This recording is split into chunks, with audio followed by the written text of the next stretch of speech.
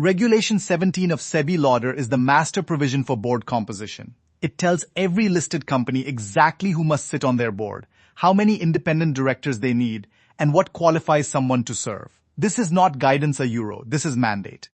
The board of directors of the top 1,000 listed entities must have at least 50% non-executive directors. This means that on a board of 10 directors, at least 5 must be non-executive a euro. They are not employees, not full-time, and not drawing a salary from the company beyond their sitting fees and commission. The independent director composition depends on the chairperson. When the chairperson is an executive director, at least half the board must be independent directors. When the chairperson is a non-executive director and not related to the promoter, at least 1/3 of the board must be independent. When the chairperson is a non-executive promoter director, the half-independent rule applies. Who qualifies as an independent director under LODR? Regulation 16, read with Regulation 17 and Section 1496 of the Companies Act 2013 tells us, an independent director cannot be a promoter, cannot be related to a promoter, cannot have a material pecuniary relationship with the company, and must possess integrity, expertise, and experience. The bar is high for a reason. SEBI introduced the Independent Director Databank under the Companies Act amendment. Every independent director must register with the databank and pass an online proficiency self-assessment test within 1 year of registration. Those who have served as directors for 10 years or more or have professional qualifications like CA, CS, or CMA may be exempt from the test, but registration is mandatory. The term of an independent director under the Companies Act is 5 years, renewable for another 5 years with shareholder approval by special resolution. After 2 terms totaling 10 years, the independent director must have a cooling-off period of 3 years before rejoining the same company. LODR reinforces these tenure rules with no exceptions. Regulation 17(1)A mandates that every listed entity must have at least 1 woman director on its board. This applies to the top 1,000 entities immediately. For entities ranked 1,001 to 2,000, the deadline was April 2020. This is not a diversity suggestion a euros. It is a regulatory requirement with consequences for non-compliance, including fines and potential trading restrictions. The maximum number of directorships an individual can hold is governed by the Companies Act 2013, which LODR incorporates. A person cannot be a director of more than 20 companies, of which the maximum number of public companies is 10. For independent directors, SEBI LOD Regulation 17(1)B further restricts it to a maximum of 7 listed entities. It is a hard cap on the independent director's portfolio.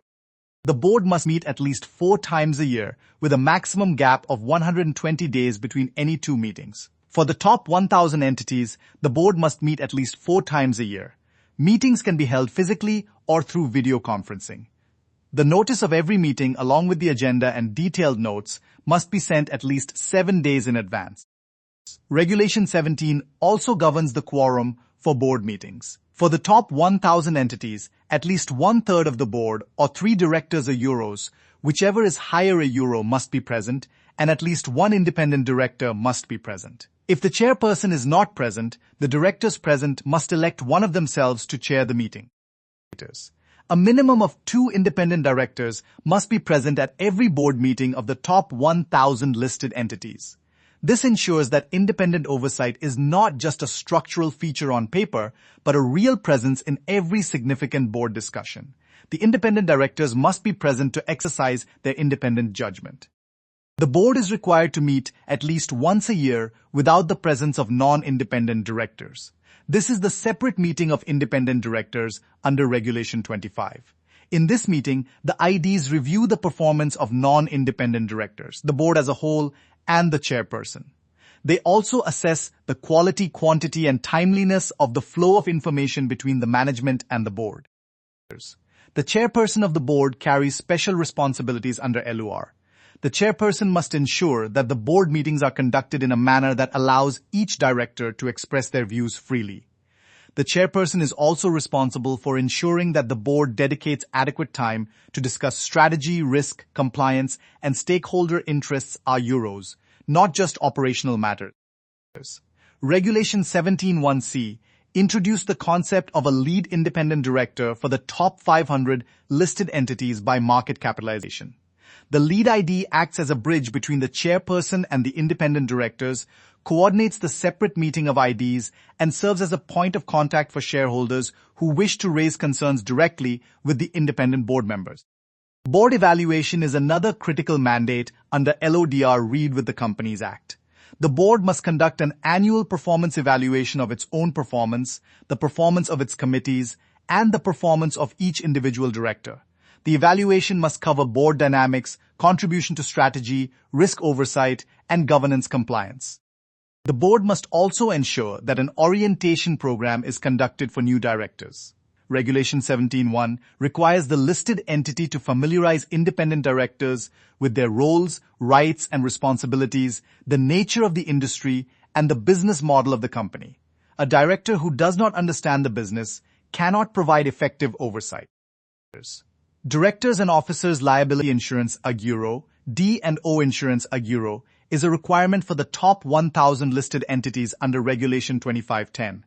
The company must take D&O insurance for all its independent directors, covering them against liabilities arising from their actions in good faith. The quantum of insurance must be adequate and disclosed in the annual report. The board must also approve a code of conduct for directors and senior management. Regulation 17(5) requires the board to lay down a code of conduct that incorporates the duties of directors as laid out in the Companies Act. Every director and senior management personnel must annually affirm compliance with the code. The affirmation must be disclosed in the annual report. The board's composition must be disclosed to the stock exchange and posted on the website. Under Regulation 17, read with Regulation 46, the listed entity must disclose the brief profile of each director, the nature of their expertise, their other directorships and committee memberships, and their shareholding in the company. The investing public has the right to know who is governing the company they have invested in. What happens when a director vacates office? Regulation 17, read with Regulation 30, requires the listed entity to immediately disclose the resignation or removal of any director, including the detailed reasons for resignation as provided by the director. The director's resignation letter in full must be disclosed to the stock exchange within 24 hours. There is no room for sanitized summaries. The listed entity must also maintain a directors and officers database. This is not an explicit LODR regulation, but follows from the obligation to disclose, monitor, and report. Companies must track all their directors, their DINs, their other directorships, their committee positions, and their compliance with the limits on directorships. A lapse here can cascade into multiple violations. The remuneration of non-executive directors is governed by Regulation 17(6). Non-executive directors, including independent directors, can be paid sitting fees and commission, but only if the company has adequate profits. The total commission paid to all non-executive directors cannot exceed 1% of the net profits if there is a managing director, or 3% if there is no managing director. The board composition must also reflect the skills and expertise that the company needs. Regulation 17 requires the board to identify the core skills, expertise, and competencies required in the context of the business. The board skills matrix is now a standard governance tool (euro), mapping what the board has versus what the board needs across strategy, finance, legal, technology, ESG, and industry experience. A final critical point: the board composition compliance is not a one-time event. It is a continuous obligation. Every time a director resigns, retires, or is removed, the company must immediately reassess whether it still meets the LODR composition requirements. A board that falls below the mandatory composition thresholds (euro), even for a single day (euro), is non-compliant, and SEBI treats this strictly.